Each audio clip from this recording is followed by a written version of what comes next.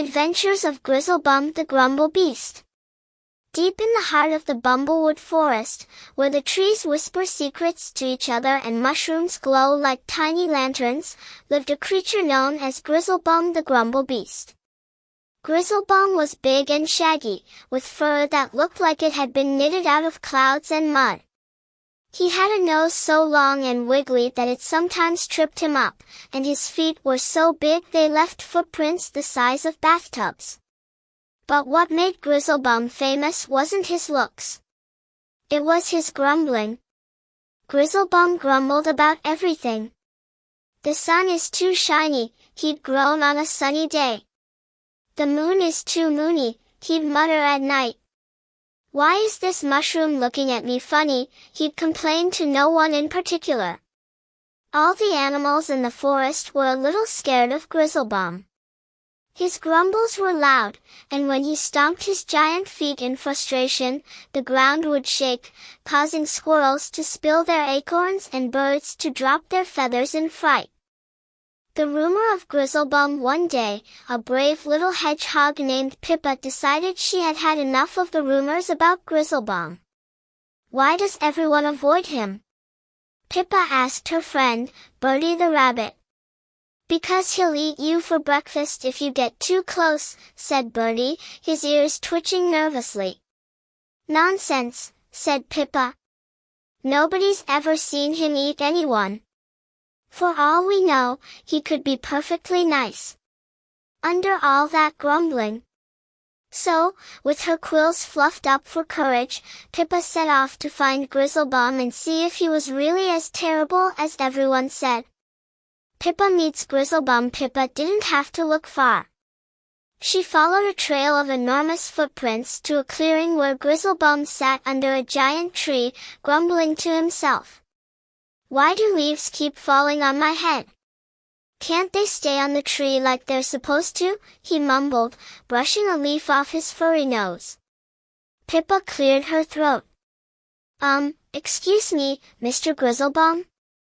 Grizzlebum's giant ears perked up, and he turned to look at her. His eyes were big and golden, like coins, and he squinted suspiciously. Who are you, and why are you so spiky? He grumbled. I'm Pippa, and I wanted to see if you're really as scary as everyone says, she said, trying not to tremble. Grizzlebum let out a loud harumph. Scary? Me? I'm not scary. I'm just annoyed. Everything's so bothersome. Like you, standing there, all small and polite. Why are you always annoyed? Pippa asked. Grizzlebum thought for a moment. Because things never go the way I want them to. Yesterday, I tried to make a soup, but the carrots wouldn't stop rolling around. And the day before that, a frog jumped into my favorite puddle and splashed me. The world is just so inconvenient. Pippa smiled. Well, maybe you just need a friend to help you. Two heads are better than one, you know. Grizzlebum's wiggly nose twitched. A friend? Humph. I don't have friends. Too much trouble. I'll be your friend, said Pippa. Grizzlebum blinked. Then, for the first time ever, a tiny smile crept across his shaggy face. Fine. But don't expect me to stop grumbling. Deal, said Pippa. The great mushroom mishap. Pippa and Grizzlebum's first adventure happened the very next day. A family of chipmunks came running up to Pippa, squeaking in panic. The big mushrooms in the meadow are falling over, and we're losing our homes, they cried. Pippa turned to Grizzlebum. Do you think you can help? Grizzlebum grumbled loudly. Mushrooms falling over? Typical. Why can't they just stay upright? Bah! But when he saw the tiny, worried faces of the chipmunks, he sighed. Fine. Let's go. When they arrived at the meadow, they found that a strong wind had knocked over the giant mushrooms. Grizzlebum scratched his furry head. How do you fix mushrooms? They don't come with instructions. Pippa had an idea. What if you prop them back up and I gather some sticky sap to glue them in place? Grizzlebum nodded.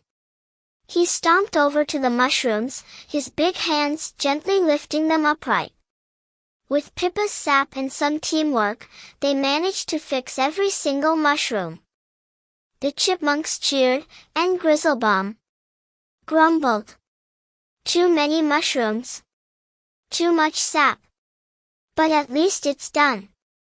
Pippa giggled. You're a hero, Grizzlebum. Grizzlebum's nose wiggled proudly. Well, maybe.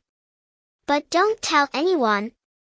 A forest legend word spread quickly about how Grizzlebum had saved the chipmunks' homes. Suddenly, all the animals wanted his help. Whether it was untangling vines for the birds, finding a lost turtle, or calming a nervous deer, Grizzlebum found himself busy every day. And though he grumbled and muttered and stomped his feet, he always helped. Over time, the animals realized something amazing.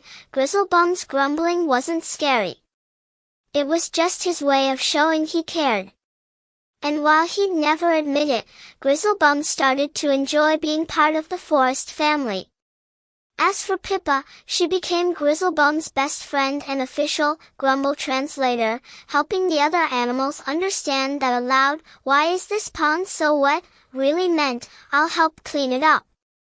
And so, the legend of Grizzlebum the Grumblebeast grew, turning him from the most feared creature in the forest to its funniest and most beloved hero. If you ever visit Bumblewood Forest and hear a loud grumble, don't be afraid.